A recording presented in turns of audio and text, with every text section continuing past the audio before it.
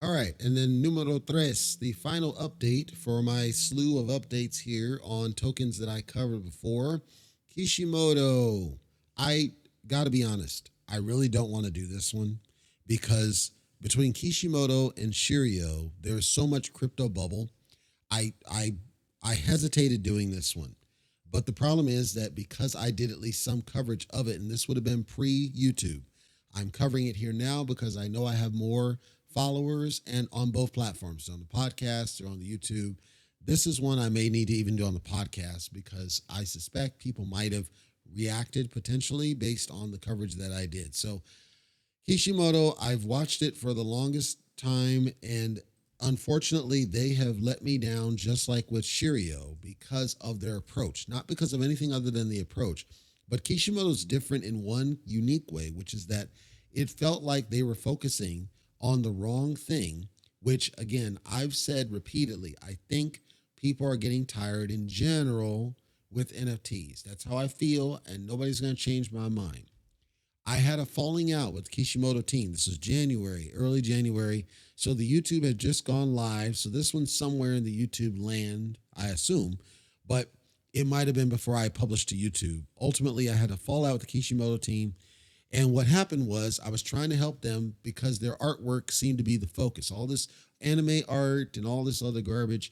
And I said, look, I think your strategy is flawed and I think it's hurting investor sentiment and you're losing people because I see their Reddit and I was pretty active in the Reddit at the front. And then I see it's kind of declining and I'm trying to help them say, we need to rebrand here. I got what you're trying to do, but I think you're going to fail in the long run. We got to change the imagery. We got to start appealing outside the crypto bubble. We got to start appealing to adults. We got to start appealing to serious investors. This then turned into, and I'm pretty sure it was on Twitter, where I got called a fudder, quote unquote, by the Kishimoto official account and then got blocked by said account. I contacted the Reddit admin, who are great people, by the way, and just said, look, man, the first thing I said was, I think there's something good here. If you listen to the audio, I actually put you over and praised you, but I said, we're going to need to change some things because we see some declines and stop focusing so much in this direction. At no point did I tell anybody not to buy it. At no point did I call you a scam. At no point did I say anything bad. I said, we got to course correct in order to get more people on there. The admin in the Reddit said, yep, no problem. I'll get that fixed and I'll get it unblocked. I never checked. But the point is, the official Kishimoto account called me a fudder. I had one, I think it was one or two people come back that are Kishimoto holders and said, and they do that to everybody. So I already knew that they have a culture issue. There's a cult, there's not a cult, it's a culture problem with Kishimoto and the devs. And it's the same story. Same old song, but with a different meaning since you've been gone, right? It felt like there's just these devs are just so triggered, so butthurt, and I don't know where that comes from. It pervades crypto, so I can't target them specifically. Nonetheless, I then in January, and I think I originally covered these guys back in early December, if I'm recalling correctly, and then later December I did a follow-on coverage about it, and then January this all fell out, and then I did my scavenger hunt to do a giveaway so I could prove to people it's like, look, I'm happy to help. I want you to point out where I did any FUD against this project. Where did I trash them? Where did I say anything that was overtly, directly negative about them? And I'll actually do a giveaway for some Kishimoto from one of my two wallets because I had them on the Ethereum chain and the Binance chain at the time because I believed in the project's direction at the time. This is early on. I see, fast forward, I had since sold my entire stake because I saw the devs were getting triggered. So as I've said, I don't record incompetence, and I see incompetence now out of the Kishimoto devs because they're just focused in one direction. So I sold my bags. Fast forward, and I see an announcement on Reddit, and I just happened to stumble across it that said, yeah, our artist who had built a couple of these things, and he had said some bad things about the community, and I got receipts. This is coming from the lead guy, I guess, in Kishimoto. And I got receipts, but we're no longer dealing with this guy. And apparently he was somebody from the community and they called him to help with their graphics and things. That explains a lot because if they just randomly called somebody from the community and let this guy go one off roughshod, that explains why the graphic direction was just so jacked up because they don't have a singular vision for the graphics, which is what I was calling out. I'm calling out that I don't see what your strategy is here. Who are you trying to appeal to? What is your core audience? And it didn't seem to resonate. The reason I called out Shirio is that Shirio had the same situation, but they fixed theirs. Kishimoto never fixed theirs.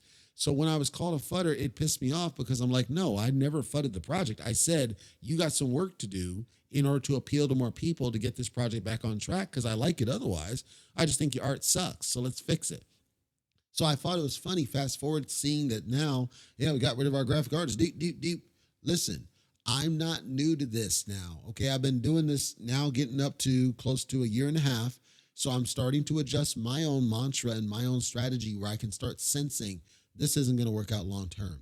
And I can always see it circles always back to the devs. When you have ego tripping devs, when you have arrogant devs, when you have devs that don't listen, devs that just go roughshod and they don't listen to the voices of the investors who are their boss, you start seeing things start to derail. Apparently, and I didn't see this, but people in the Reddit, and again, their Reddit's actually cool, not Telescam. Their Reddit's awesome. Some people in there said, geez, this is like the second person that's had a fallout with you guys. It seems like something's wrong here. When you start seeing that things are unraveling and people are starting to leave and devs are starting to quit and you're starting to fire people, you got a problem in your house. That's what's happening with Satama, by the way. Hint, hint, wink, wink. At some point, it all comes back to the devs, the people behind the project. You can have the cleanest code possible. You can have the coolest project possible. You can have everything on the up and up, but it all comes back to the devs and investor sentiment.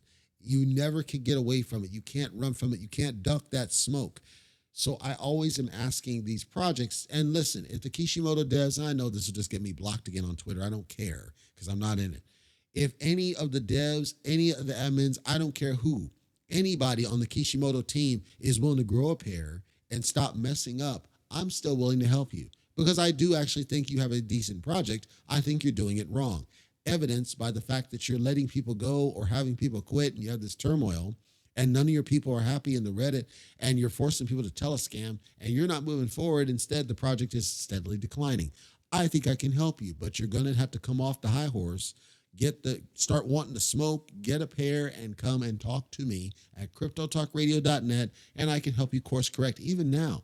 You're an ENU token that was trying to get away from the ENU token. That's fine. You seem like you were successful, at least in part of that. You failed in the second part of it. You got to change it up. Your people need to be changed up. You're going to need to clean out your admins because they're all a bunch of garbage.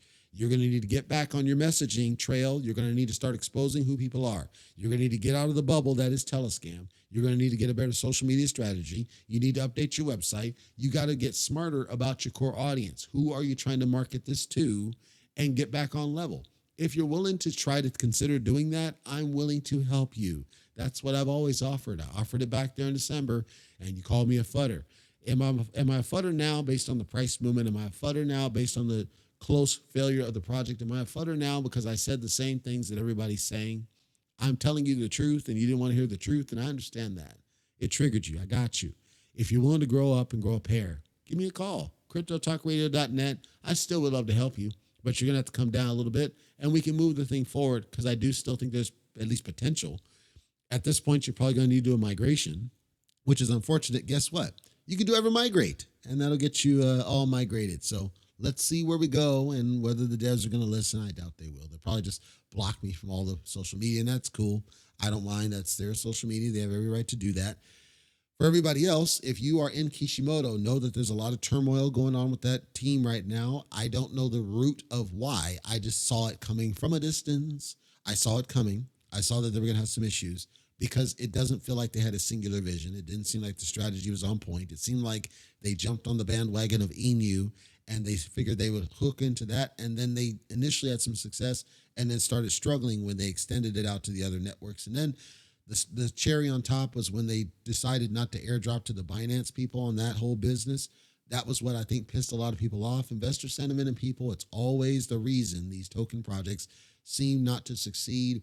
And I've always been here to try to help them because I see fundamental issues all the way around. And anybody can go back to our archives at cryptotalkradio.net and do a search for Kishimoto to listen to our past coverage if you want to, where I called some of this stuff out and they didn't hear me. So Kishimoto, if you're in it, I'm sorry.